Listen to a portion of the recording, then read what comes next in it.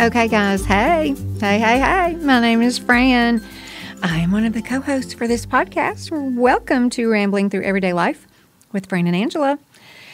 Okay. Have y'all heard of Chick-Fil-A? I think we've all heard of Chick-Fil-A.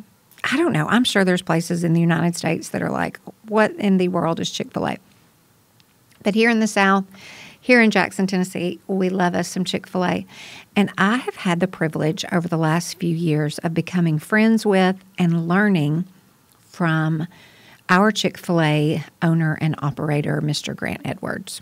I'm telling you, if you want advice on leadership, how to build a team, how to grow a team, how to serve people well, to truly implement and execute that thing called hospitality, Grant's your guy. Not even kidding. I love him so much, and we're just so glad to have him with us on this week's show.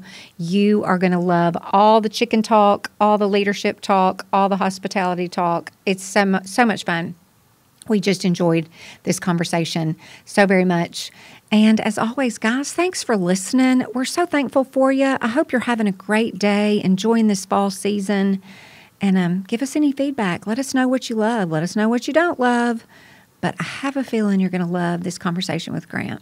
All right, guys. Have a great day. Thanks for listening. Okay. Hi, Angela. This is going to be a fantastic episode, right? Correct? Yes. Yes, absolutely. I'm so excited to hear from our guest today, Fran. I'm so excited, too. We have with us, I've already mentioned, Grant Edwards. Grant, I'm going to let you introduce yourself and tell us who you are. We know who you are, but the people, once you say who you are and what you do, they're going to be like, oh, I want to hear what this guy has to say. So, Grant Edwards, welcome to the show. Tell us who you are. Okay, so thank you for the introduction. My name is Grant Edwards. I'm the owner-operator of the Chick-Fil-A on Van Drive here in Jackson, Tennessee. Woohoo! Give it a high five, all the applause. Okay, everybody knows Chick-fil-A. I'd be shocked. I don't know. I know that there's Chick-fil-A. It's not in certain parts of the country, so there literally are people that are like, never heard of it. What's the big deal? Mm-hmm. But give us a little bit of background of how Chick-fil-A began. I do think there are people that know the family name, have heard of them, but I love the story of how it began. So give us a little bit of brief history there, and then how in the world did you get plugged into Chick-fil-A? Yeah, so I love telling the Chick-fil-A story. So Chick-fil-A was founded by Truett Cathy and his brother Ben. Well, his brother Ben wasn't involved in the very first Chick-fil-A, but they had a restaurant that preceded Chick-fil-A called the Dwarf Grill in Hapeville, Georgia. That opened in like 1946, and then that's where the chicken sandwich was invented. So Truett worked a long time on this recipe. It's actually a really cool story. So the Dwarf Grill was across the street from the Ford Motor Company plant, and had a gravel parking lot. It was a very small restaurant, and Truett lived in an apartment right next door to the restaurant. And so they were open 24 hours a day, closed on Sundays, of course. And late at night, whenever he would hear the gravel, a car driving on the gravel, he would run down to the restaurant, open up the restaurant, and serve the employees there at the Ford Motor plant. That's awesome. So fast forward to 1967, he had already developed the boneless breast of chicken sandwich, and had cooked it in this fryer called a Henny Penny pressure fryer. And so we still use Henny Penny pressure fryers to this day. So is that like a brand name? It is, yeah. Okay. Henny Penny is Henny a brand. Penny? That's It's awesome. they sell fryers to lots of different restaurants now. But so we cook all of our chicken under pressure using 100% refined peanut oil, and we just really believe that pressure like locks in that flavor of the chicken. So the very first Chick-fil-A was opened in 1967 in the Greenbrier Mall in Atlanta. And in one of the cool things about Truett, he really kind of pioneered the restaurant, like a food court restaurant, being in a shopping mall. That didn't really exist until Truett started that. Anyway, Truett's kind of credited with Chick-fil-A's been a lot of firsts. So he was we call him the inventor of the chicken sandwich. Isn't that funny? Because it's something you just never really think about. I know it, yeah. But it had never really been sold at scale anywhere else. And then kind of pioneering the food court back when malls were growing and booming, and they were a center of commerce, and then from there in 1967, I think it was the late 80s when the very first freestanding restaurant was built. But our heritage definitely goes back to that mall food court setting. All of our Chick-fil-A's were in shopping malls. So yeah. Okay, tell us about. I love, and I'm not going to say this correctly, but the corporate headquarters. There is something that is in the center of the corporate office that is very important to who you all are as a business. You are here to serve. And your example of that is the greatest servant of all, Jesus. That's right. So what is it that people see, or correct me if I'm wrong, what is it that people see when they come in the offices? Yeah, absolutely. So I'm going to back up before you go into the office. Right outside the front door, there is a cornerstone with a placard on it that has our corporate purpose on it. And so that corporate purpose is to glorify God by being a faithful steward of all that's been entrusted to us, and to have a positive influence on all who come into contact with Chick-fil-A. Wow. And so that corporate purpose is something that really resonates with me. Just this principle that our acts of stewardship is our stewardship is a way that we get to give glory to God by taking care of what He's given us. And then once you walk into the corporate office, I'm not sure where the statue is or the sculpture is now, but it's a sculpture of Jesus washing Peter's feet. And it's just a really cool display of servant leadership. I love that so much. And corporate offices are where? They're in Atlanta. In Atlanta. And you go every so often? Yeah, so I'm usually there a couple of times a year. Obviously, this year's been, last couple of years have been a little different. So Chick-fil-A loves people to go and tour the corporate office. And so anybody can actually go and set up what we call a backstage tour of our home office and learn about Chick-fil-A, learn about our culture, learn about how we started, and kind of our principles of business by going and doing those backstage tours. They're actually really cool. So any Chick-fil-A operator can give you more information on that, or you can find that information at chickfil-a.com. Okay, so how in the world did you land your job with being an operator here in Jackson? How did that come to be? So my career, I'm originally from Northwest Arkansas. I was a police officer. Hogs. Yeah, thank you.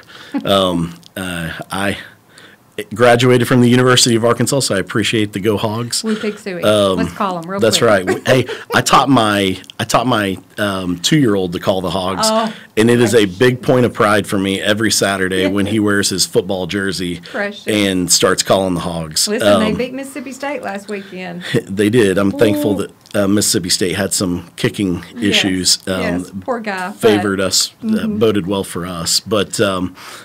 So was in school at the University of Arkansas, graduated, became a police officer there in Fayetteville, was a federal task force officer for IRS Criminal Investigation Division.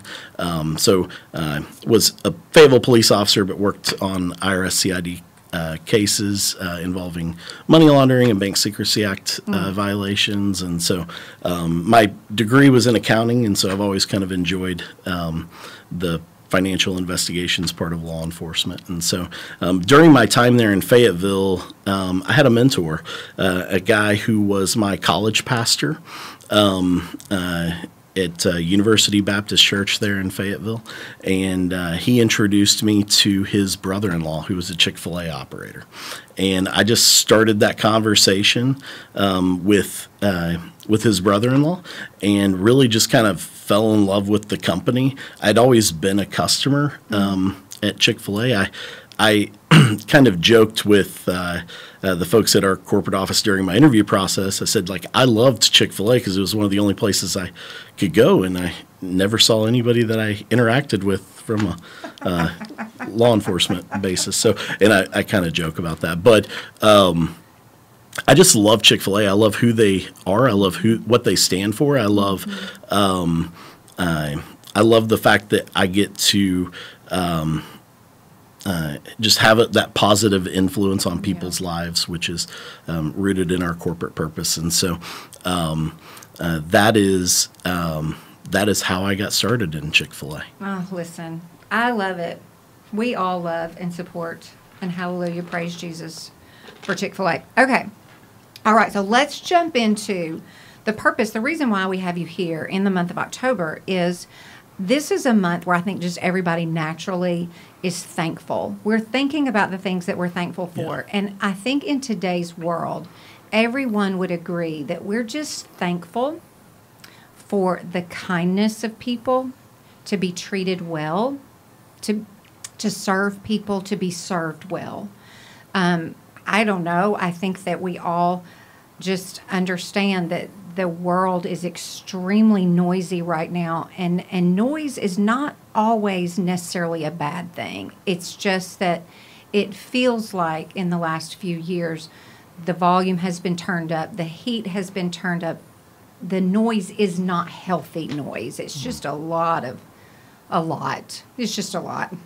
And so I'm appreciative of the very basic, simple things right now in life. I'm appreciative that today, as we record this, it's a beautiful day outside. It is just a lovely fall day. The trees are gorgeous, especially here on campus, and the blue sky.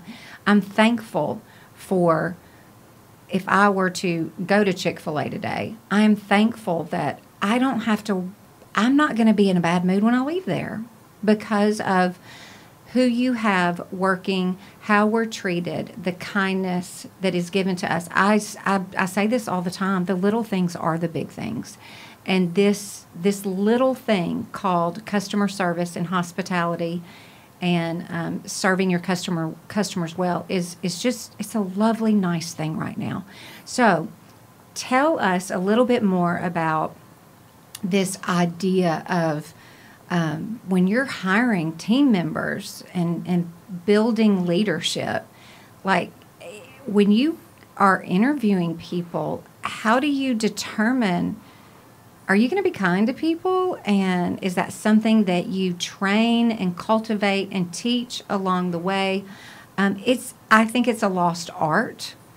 We said before we hit record that honestly, I cannot for the life of me figure out why other restaurants, other businesses of any kind, their leadership, their owners are not just knocking down Chick-fil-A's door saying, we want to do it like you do it. I cannot for the life of me figure out why they're not, but I think that ultimately maybe it's just not important to them.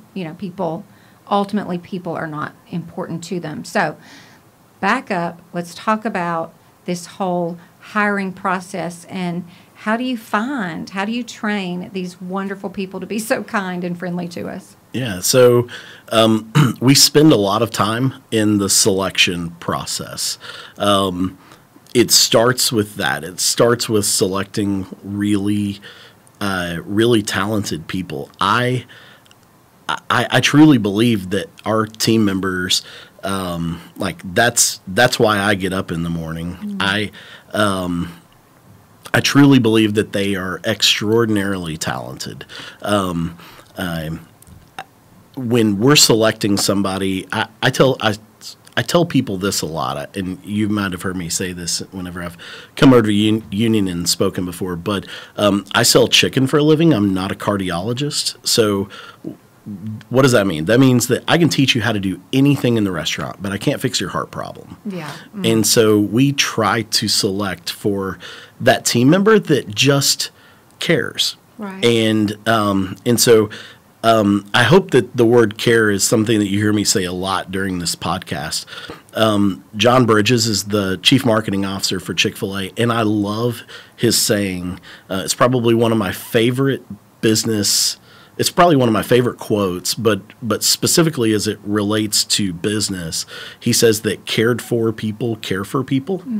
And so that's really like what my mission is every day when I go to work. It's, yes, I want to run good drive-through speed of service times. I want to give accurate orders. I want to hit all of those business metric goals, but really like the foundation of what I do every day is trying to show my team that I love them and that I care for them. Because you were talking about that noise.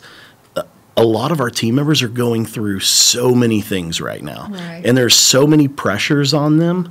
And I just want them to have a place where they come to work and where they just know that they're okay. And that it's a place where they feel valued and appreciated. And so that is like, I know, I mean, there are lots of amazing businesses that we could do case studies on, and I take my leadership teams to different restaurants and different businesses to try to learn how they do what they do and get some really good takeaways from that. But I really believe at our core, like I want to show my leadership team care. I want to show my team care. And I believe that if we do a really good job at showing them care and that we appreciate them and value, then they're going to show our customers that they care. And so that's kind of at the root of how we do what we do. It's this word called care. And that's not a new word. That's right. It's not a new word. I think that in today's time, we're being challenged to care for people regardless of what they have going on or what they're saying or not saying. We need to care for people well. And you all do that extremely well. And I'm going to say this because I've asked you this before. And when I asked it, I thought, God, this is a dumb question. But I do think people maybe wonder and they don't realize they wonder. So I asked you one time when you were up here speaking to students, do you hire Christians? And your answer was no, that it's not something you're just going to flat out ask. Are you a believer in Christ? Because our perception is as a customer, based on your values and what you all are founded on, that everybody in the restaurant serving us is a believer. And am I right in this, that's not necessarily a checkbox requirement? And so I've never asked that question in an interview. I know that we have team members that believe different things, and that's okay. What my job in the restaurant is to treat every single person with honor, dignity, and respect, and show them that I care about them. And I know that if I do a good job at showing them that I care, maybe they'll ask the question, is there, like, what's different about that person? So that's, like, I truly believe that our job at Chick-fil-A is to show people that we care about them. Well, and so that's what Jesus did. Yeah, absolutely. It's a beautiful thing. That's probably why y'all are doing so well. Okay, I love that. I love it. Okay, but before we change gears, just a second, and Angela and I laugh because she did Google the ingredients of Chick-fil-A sauce. Is that the most popular sauce? It is, yes. I was convinced that there was something like crack in it because I'm so addicted to it, and that does not appear to be an ingredient. I'm just going to peel back the top and just drink it. I love it. But honestly, if you could say one sentence, what is the secret sauce when you're looking for who's gonna work for you as an operator? What are you looking for? Does it go back to people that just generally care about other people? It is. I mean, that's the number one thing that if I want every guest that leaves our restaurant to feel cared for, then I need to hire and select people that I think will show them care. Yeah. And so, I mean, that's honestly like one of the things that we're trying to screen for is, do they have a heart for caring for other people? Yeah. It sounds really simple, but the act of it is really difficult. Like the execution of it is really difficult. Yeah. And so, yeah, I mean, that's like, I want to hire people who I think are coachable, who, and who just genuinely care for others. How many people do you have, like for people that are listening that are from Jackson and can visualize this store, how many employees do you have? Yeah, so we're around 130 employees right now. Wow. So Good night alive. I don't think I would have guessed that. That's huge. it is, yeah. Good job, Grant Edwards. Okay, Angela, I'm done. You can shift gears. Well, I don't even know that I want to shift gears quite yet. I want to talk just a little bit more about this culture, because when I think about Chick-fil-A, and we eat out a lot. I mean, Fran and I are very honest about we don't cook a whole lot. We eat out a lot. There is such a difference noticeably in serving people really well versus doing the bare minimum that can be done in any kind of, customer service industry. And I know if I go to Chick-fil-A, I'm going to receive a warm smile, and I'm going to hear the words, "my pleasure." Mm-hmm. And that just hits different than just saying, "You're welcome." What is it about "my pleasure"? Are those magic words for Chick-fil-A? Do y'all where teach did that come from? Where'd that come from? So we do teach it, but we want it to be, whenever somebody says "my pleasure" to you at Chick-fil-A, we want that to be like a feeling more than words. So we talk to our team members, like we try to coach them on things like following your warm-hearted impulses. Like if you want to do something kind for somebody, do that. Like you don't have to ask for permission to do that. So the phrase "my pleasure," actually, we took that from the Ritz-Carlton hotel chain. And tell the story. Tell the story. So, it's a great story. Mr. Schultz, I believe that was his name. I was not prepared for this question, but I believe his name was Mr. Schultz, was the founder of the Ritz-Carlton hotel chain.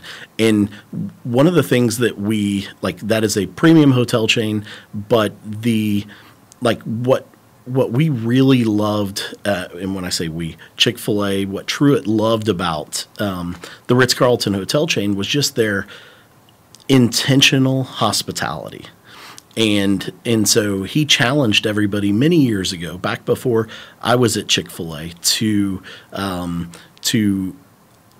I guess emulate the Ritz-Carlton hotel chain. Whenever somebody says thank you, we want to respond by saying it's my pleasure. Mm-hmm. And so honestly, it kind of now that has become like a big part of our culture. Like we genuinely enjoy serving people, and like it's my pleasure is the natural reaction to like enjoying serving someone. And so that has become kind of ingrained in our culture. But that's where it started from, was the Ritz-Carlton hotel chain. And so one of the things that we like to do is whenever we take a trip, take leaders to another city or take folks to our corporate office, one of the things that we like to do is to stay at a Ritz-Carlton hotel chain. Because we want them to have that experience of hospitality. Mm-hmm. And yes, it's expensive, but we think that it's really valuable to just be able to, one, give our team members a really awesome experience, but also it's a learning experience for them. And so they get to have that kind of my pleasure hospitality. And so I love I'm not sure if it's one of the sayings that Ritz-Carlton hotel employees have is, "We are ladies and gentlemen serving ladies and gentlemen." Oh, that's and I think that that's really cool, because it's not just about who you're serving, but it's about how you view yourself, and it's about how you carry yourself. And so that's something that we really like. It's like that intentional hospitality that Ritz-Carlton hotel chain has. So that's where the "my pleasure" phrase came from. I love love that. And that culture really does spill over, and it's contagious. And it makes me leave there feeling like I've had a little break in my day and kind of reset. I leave there with a smile on my face because I feel like you're happy to see me there. And that really does come across. And when we were just talking about you coming on and thinking about Chick-fil-A, the verse that kept coming to mind, just based on our Chick-fil-A experience, was Colossians 3:23. Whatever you do, work hard for the Lord and not for man. And that really just, in our opinion, is the essence of who you all are and what you're doing there. So first of all, thank you for that. Yeah. Well, thank you for, I'm glad that that's the experience that you had at Chick-fil-A. And that comes from good leadership, you know, and you're learning from corporate, and it's passing down to the employees just every day. What is it about Chick-fil-A's culture that has impacted you personally the most? Yeah, so I'll tell you, whenever I became a Chick-fil-A operator, I don't know that I resonated with the corporate purpose. I loved the company. I loved the business opportunity, but I don't think I was even close to being prepared for the how it would impact me as a person. And I don't think I really realized it until I had a young man who worked for me, who had somewhat of a broken relationship with his father, and would come to work every day. We took him in. He actually lived with us for a little while, and I got a Father's Day card from him, and I was like, "Wait a second, this is more than." Like, we're doing a lot more than just like selling chicken here.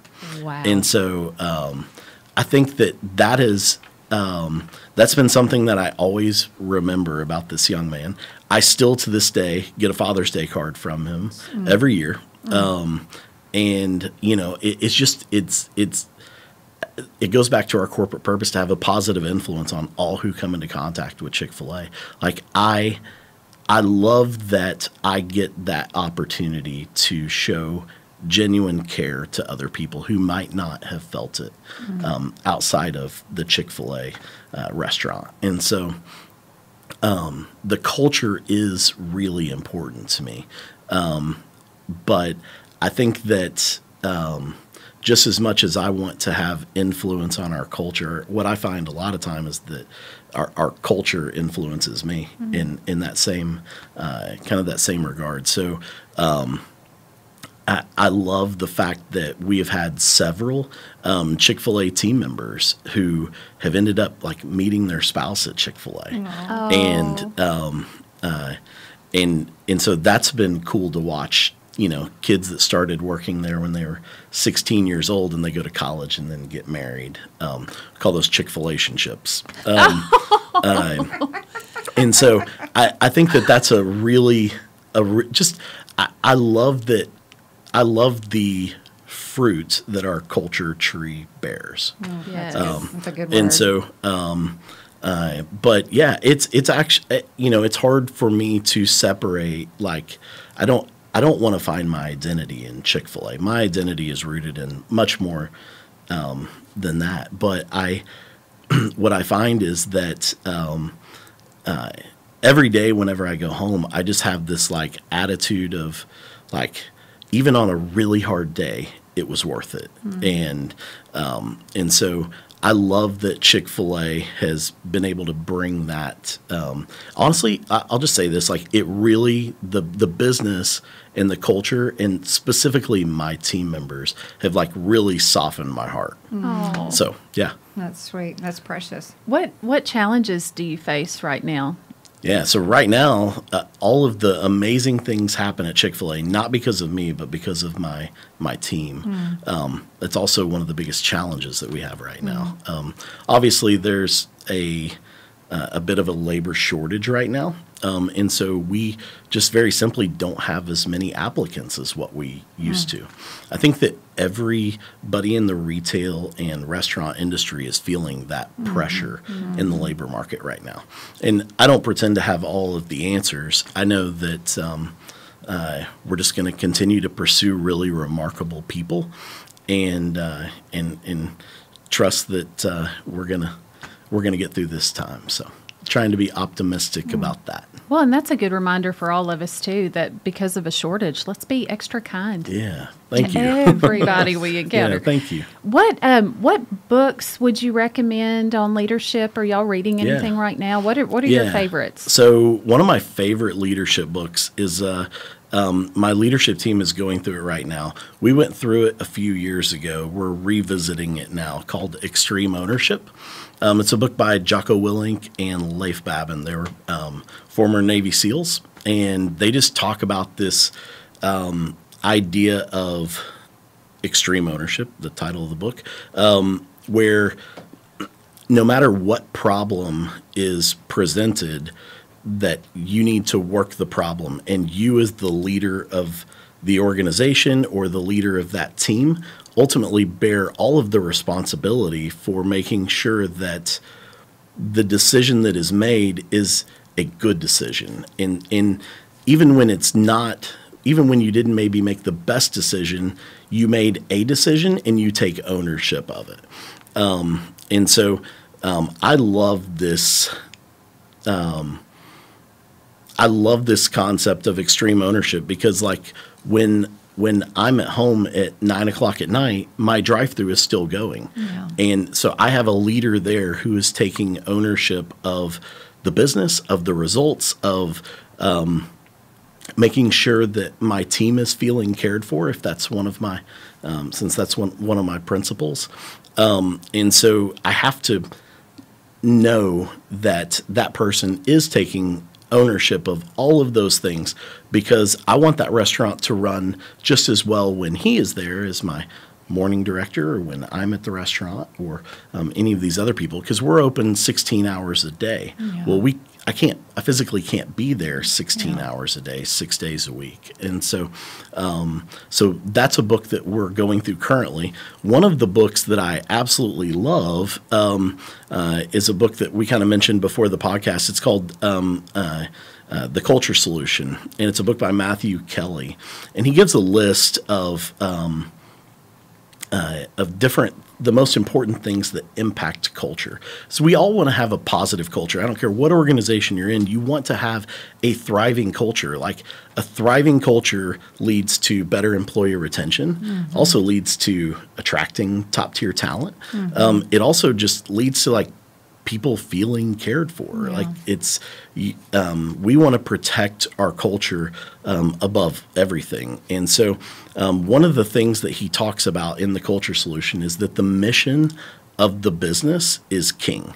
It comes before any one person. And so obviously you have to define what your mission is. And so our mission is to be the most caring business. And so when Johnny calls Susie a name, that obviously doesn't jive with the mission. And so then we have to have that coaching conversation, or maybe a tough conversation with Johnny. And so we just want to make sure, like, that the mission of the business becomes like the filter through which everything flows, because on the other end, the output is what your culture is. And so we just want to make sure that everything that we do is done with an attitude of care and showing honor, dignity, and respect to our employees. And so if all of those things kind of encapsulate our mission, then if we're making that the most important thing, then we're going to have a good culture. Angela, that reminds me of one of my favorite, I can't give the exact address, but it's Romans 12.